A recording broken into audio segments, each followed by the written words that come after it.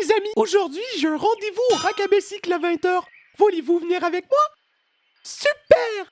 Pour ça, il va falloir faire sortir ma maison de son trou. Êtes-vous prêt à dire la formule magique? Super! Miska, Muska, miaou! Mickey Mouse, je t'ai vaincu! La maison de Mickey. Y a-tu juste moi qui tripais là-dessus quand j'étais petit? Voir Mickey tabasse patibulaire avec sa mère robot qui fait tout à sa place, quel plaisir! Mère robot d'ailleurs qui est la fine pointe de la technologie construite par Mickey lui-même. Hein? L'intro de cette émission-là fait juste nous le rappeler. Puis la seule chose qu'ils font avec, c'est leur ramener des maxi-outils. Je vous le garantis que si j'ai accès à une main ultra techno qui peut faire tout ce que je veux, ramener des maxi-outils est bien la dernière chose que je ferai avec. Ou l'avant-dernière. Écoutez Recette Pompette d'Éric Salvaille, c'est la vraie dernière chose que je ferai avec. Non mais imaginez avoir une main à tout faire avec vous. Tu restes aux chandelles, Netflix and chill. Si, ok, ça va peut-être un peu trop loin. Par contre, il s'est quand même fabriqué une fucking main qui peut lui maxi Snoop Dogg le 2x4, mais c'est pas foutu de faire une cuisine et un salon. C'est un ou l'autre. Parce que ouais, il y a des leviers partout dans sa maison pour virer à l'envers des endroits random et changer l'utilité de l'endroit. Genre, si tu veux le poêle à bois, tu dois virer le jardin. Ça doit tellement être chiant dans la vie de tous les jours. Imagine t'as envie d'un bol de popcorn en plein milieu d'un film. T'es obligé de mettre pause, de lever, aller au levier à l'autre bout du corridor, l'actionner, attendre que la cuisine arrive. Et là, tu te rends compte que t'as oublié d'avertir Minnie, fait que là, tu l'as juste réduit en maxi sauce marinara dans ton setup. Hey, Chris qu'il l'a l'affaire, Mickey. C'était vraiment cool comme émission quand j'étais petit, mais c'est tellement bizarre quand tu la regardes avec un œil adulte maintenant. Genre, dans un des épisodes, ils doivent faire une pizza pour Dingo. Et personne n'a pensé à inventer le briquet, donc ils font appel à un maxi ami mystère qui est Farfus le dragon.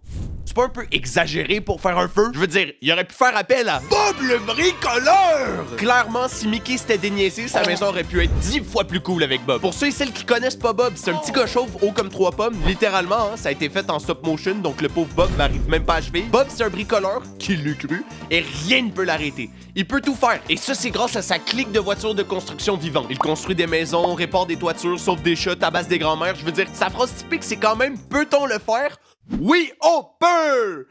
Et ça me questionne un peu. Qu'est-ce qui arrive si on dit non à Bob? Elle était tout pour moi. Je me suis fait larguer comme ça, du jour au lendemain. On dirait que quelqu'un a besoin d'aide! Bob, laisse-moi, je viens de me faire quitter. C'est exactement le genre de situation pour moi et ma bande. Peut-on le faire? Oui, oh non! Pisse de moron! Non, tu peux rien y faire, toi et ta bande de trous de cul! Et m'a quitté! D'accord, pas de problème. Je vais les régler, moi, tes putains de problèmes. C'est peut-être à cause de lui que les dinosaures ont disparu. Peut-on le faire? Non!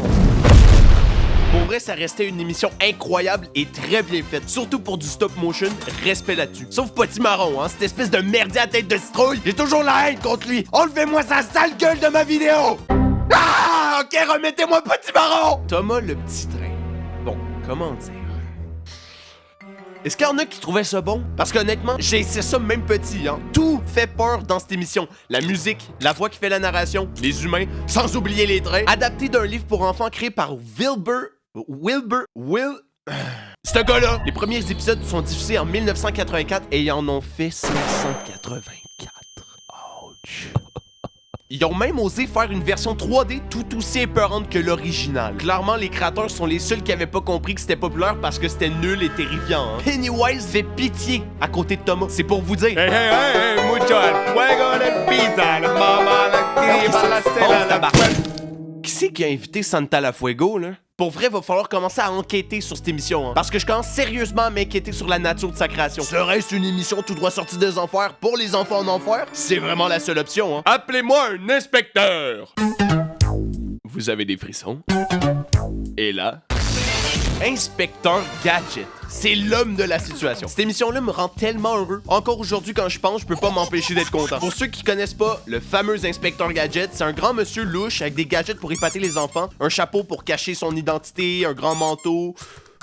Ok, on dirait vraiment que je décris un pédo, mais je vous jure, il est clean. Combattre des malfaiteurs, résoudre des énigmes, sauver les innocents, c'est ce que notre bon vieil inspecteur va essayer de faire, malgré sa maladresse insoutenable. Non, mais vraiment, il est tellement pas bon qu'il l'a engagé, bordel! L'élément principal de cette émission et ce qui donne autant envie de la regarder, c'est le fait que l'inspecteur qui est tellement à chier comme inspecteur qui se fait aider par sa nièce et son chien. Non, pas lui! C'est tellement bon de voir son chien l'aider sans qu'il s'en rende compte, c'est fou. Il y a aussi le fameux running gag des messages qui s'autodétruisent donnés par son boss. Imaginez le bordel que ce serait d'avoir des papiers qui s'autodétruisent un peu partout. Alors, pas trop débordé aujourd'hui? Non, pas trop. Il y a Greg qui m'aide actuellement dans mon bureau à classer mes papiers. Il est quand même bon pour un petit nouveau. Tu devrais le voir aller avec les... J'avais oublié de lui préciser les papiers qui s'autodétruisent. Et il y a toujours le mystère absolu de cette émission. Le visage du méchant. Personne sait à quoi il ressemble après 86 épisodes. Mais il y a un super bras en tout cas. Les Mélodies Loup. Je pense que c'est officiellement l'émission la plus nostalgique de la liste. C'est aussi une des seules qui me donne pas envie de me laver les yeux avec l'eau de Javel après l'avoir vue. Le truc le plus cool avec cette émission, c'est qu'on avait réellement l'air de faire partie de la game. Je me souviens de l'écouter avec le sourire aux lèvres sur le bord du divan, tout content de retrouver Pablo, Victoria, Théo, Tasha et Austin pour des nouvelles aventures. Aventures musicales, hein, parce que vous l'aurez compris, c'est pas pour rien qu'ils s'appellent les Mélodies Loup. Hein. Ils arrêtent pas de chanter. C'est moins pire qu'un Disney, parce qu'au moins c'est dit dans le nom qu'ils vont te démolir les oreilles tout le long. Puis quand j'étais petit, honnêtement, rien de mieux qu'une musique des Mélodies Loup pour bien commencer la journée. Oh yeah, la pizza, Santa la fouille de marde. Hey, ta gueule! Vas-tu me laisser faire ma vidéo? Par contre, dans leur groupe d'amis, on voit clairement c'est qui les amis secondaires, hein? Les amis qui sont dans le groupe juste pour faire office de roue de secours. Parce que Pablo, Théo et Victoria sont présents dans l'intégralité des épisodes, mais Austin et Tasha, eux, sont invités une fois sur 5. On voit clairement ce qu'il est bref, hein? Faites-moi pas à croire qu'ils sont bien occupés, là, ils ont 5 ans. Malgré l'injustice colossale du manque de la présence de certains membres, ça restait une émission incroyable, et le thème principal est tellement cultissime. Juste à entendre cette chanson, mes poils se dressent comme le gazon poussant au soleil levant. Les Mélodies Loup ont commencé à être diffusées en 2004. Et devinez qu'est-ce qui a commencé à être diffusé la même année en France? Ok, je commence à vous poser des questions comme Dora, je pense que je vais fou. Peppa Pig! Peppa Pig! Peppa Pig! Oh... Papa Pig, essayez de dire Peppa Pig plusieurs fois de suite. Je vous le garantis que l'envie de manger du bacon va venir. Bon, Peppa Pig, c'est pas tant une émission qui a une grande place dans mon cœur. Hein. C'est même le contraire. Juste voir sa face me donne la haine. C'est le genre d'émission pour enfants où tout le monde est complètement idiot. Mais à un point, ça devient même plus drôle. Dès que j'écoutais ça, je passais plus mon temps à questionner leur choix de vie et à essayer de pas crash out sur ce qu'ils font. Puis dans cette émission-là, il y a le plus grand questionnement de l'histoire des émissions de jeunesse. Pourquoi les éléphants, les zèbres, les souris, les cochons, les lapins, ont eu le traitement anthropomorphique, c'est-à-dire qu'ils sont devenus un peu humains physiquement puis psychologiquement. Mais les poissons et les oiseaux, eux, non. C'est quoi, ils le méritaient pas? Il y a du racisme entre espèces animales? Dites-moi pas que lui, il méritait plus le traitement de faveur que les petits canards tout mignons, là. En théorie, quand t'es petit, ce genre d'émission-là, c'est supposé te faire rire et te plonger dans leur univers. Moi, je l'ai pris personnel et je devais mettre un terme à cette folie de Papa Pig. Bien décidé d'aller lui dire ces 4 vérités, j'ai suivi un entraînement ultra intensif pour pouvoir en finir une bonne fois pour toutes. J'allais enfin accomplir le rêve de milliers d'enfants et faire comprendre à Peppa Pig d'arrêter son hostie d'émission. Malheureusement, après plusieurs échecs, j'ai grandi. Et je me suis rendu compte que monter la montagne sur laquelle elles vivent est impossible. Donc encore à ce jour, des centaines d'enfants sont piégés dans ce gouffre infernal construit par Peppa Pig. Tout est de ma faute. Je suis sincèrement désolé d'avoir échoué dans mon périple de rédemption. Et depuis ce jour, mon destin est voué à l'échec. Bref, j'aime pas tant Peppa Pig puis je devais vous en faire part. Passons à autre chose. Là, il me faut une émission qui va me redonner espoir en l'humanité. Une étincelle dans ce monde de noirceur.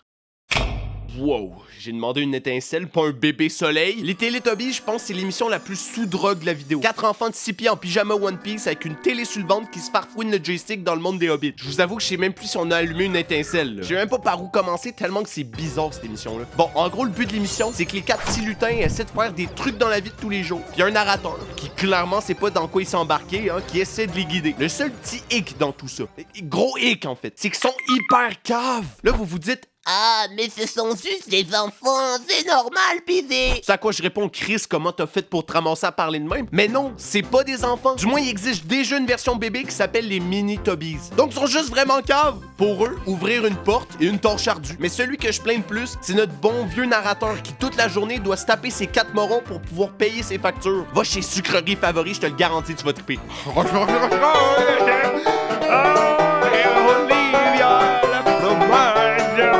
Ok, c'est bon! Combien de fois il va falloir que je te tape, tabarnak?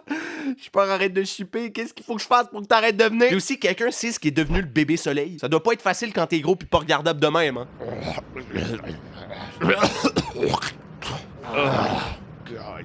Les émissions de jeunesse, c'était cool quand même. Mais c'était, faut garder ça dans le passé, aller les revoir, des trucs complètement à l'image incroyable qu'on avait d'eux. Puis on se rend compte que les créateurs étaient juste sous grosse coke dans un sous-sol. Comme quoi, une émission ne devient pas culte parce qu'elle est bonne, elle devient culte si la drogue était bonne.